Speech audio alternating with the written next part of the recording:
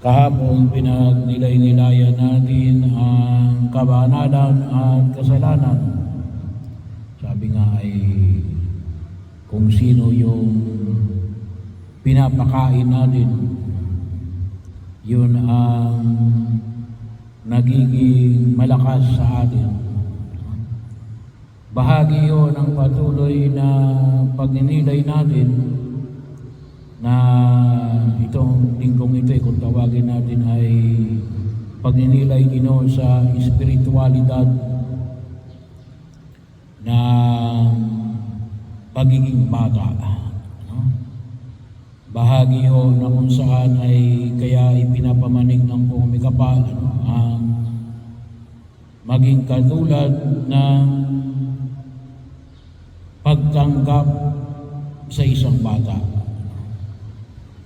Kaya dino kahapon, sabi nga, ay ang sino mang magiging sanhi ng pagkakasala ng isa sa mga maliliit na ito ay maigi pang bitinan ng gilingang bato at ihagis sa dagat. Bahagi rin noon ng ating pag-inilay, sabi nga po natin, ay ngayon ay kapistahan ni San Jeronimo, isang pantas ng simbahan, at siya rin po yung nag-translate ng mula sa lumang tipan, Hebreo, sa bagong tipan, Griego, para maging Latin. Kasi noong unang panahon, yun yung isa sa mga ginagamit nating tawag natin ay language of the church, Latin. Kaya bahagi yun na binibigyan ng pagpapahalaga para masigit na maunawaan ng nakararami. So, bagaman doon ngayon, mas laganap yung English, pero pag pinag-usapan natin ng dokumento ng simbahan, ay meron pa rin ng translation sa Latin.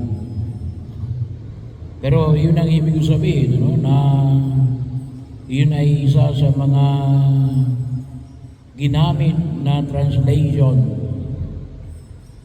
sa mahabang panahon para pagnilay-nilayan ang nasusulat na salita ng Diyos. Para higit nating maunawaan katulad ng hamon ng pagiging bata at espiritualidad ng pagiging bata. At bahagi rin kung yung makita yung sa unang pagbasa, sabi nga natin ay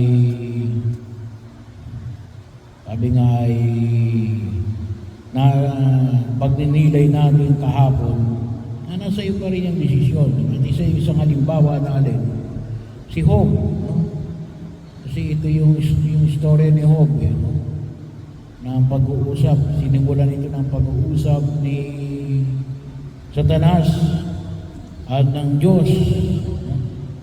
Kaya lang sa sumusunod yung mga tao na yan kasi binibaby ninyo. Hindi, anong sabi ng Diyos? Kahit anong gawin mo dyan, ay siya pa rin ang mag-decide. At ipinakita sa buhay ni Job na alin ang kanyang pagpili sa Diyos. Ang pagpili niya sa kabanalan, ang kanyang kababaang loob na nagtitiwala sa Diyos na hindi nagpapabaya sa gitna ng maraming dilobyo na dinanas ni Job. Kaya napakahalaga yung pagkakataon na sabi nga natin na pagpili sa Diyos. So para sa ganitong klase ng pagninilay, ano po yung maging patuloy nating hamon? Ay napakahalaga po yung patuloy nating pagninilay na nasusulat na salita ng Diyos.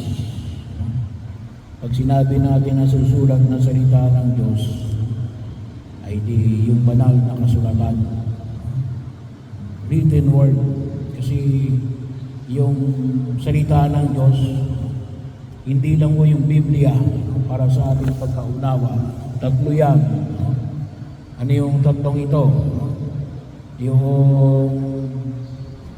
pahayag ng simbahan, the teaching authority of the church, ang tawagin natin ay magisterium, na patuloy na nagtuturo sa atin upang higit na maunawaan natin ang susulat na salita ng Diyos, kung paano natin bibigyan na malalim na ugnayan nito sa ating pagkilos sa makabagong panahon.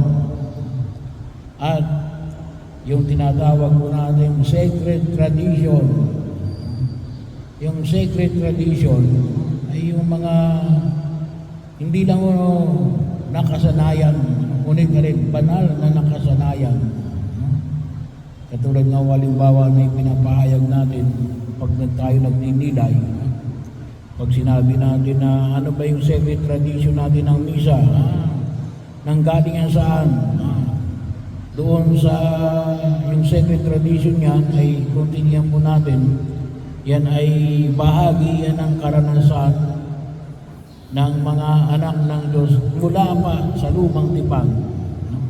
Ano yun? Yung Passover feast. Yung kanila hindi mo maintindihan ang kahalagahan ng banal na Eucharistia kung hindi mo isasama dyan yung pagdiriwang ng mga Hudyo ng tinatawag natin na Passover feast, yung paghahati-hati nila ng tinapay bilang paalala nila sa kanilang pagkalaya sa Ehipto, na kaakibat noon ay alin yung paghahandog ng kordero na kanilang tinatanggap at kanilang pinagsasaluhan sa araw ng nabanggit na kapistahan. Kaya kung ito ay bahagi yun na kung saan ay makita natin itong tatlong ito, pero pag sinag-usapan natin isa, ay mahalaga din na yan yung banal na kasulatan, yung nasusulat na salita ng Diyos. Kaya yung patuloy na paanyaya ni San Jeronimo na higit natin maunawaan at mabigyan natin ng pagkasakatuparan sa pang-araw-araw nating pamumuhay, para higit natin maliwanagan yung mga pagkilos natin sangayon sa binibigyan nating pagtugon bilang mga mananampalatayang Kristiyano Katoliko. Kaya nawa, sabi ko nga, ngayong panahon na ito ay gawa ng internet, pwede kayong makapagbasa kahit na may cellphone lamang, may load lang kayo. O kung iba mayroong mismo Biblia, sa Biblia, kailang cellphone, pwede ngayon kasi nanin yung audio, no? Kung iba may audio visual pa, no? Pero sana po ay ang pinaka punto noon ay alin, mapalalim yung ating kaalaman upang alin, makatugon tayo sa panawagan ng Diyos. Katulad ni Job, na kahit sa gitna ng maraming pagsubok, ang pinili ay ang Diyos.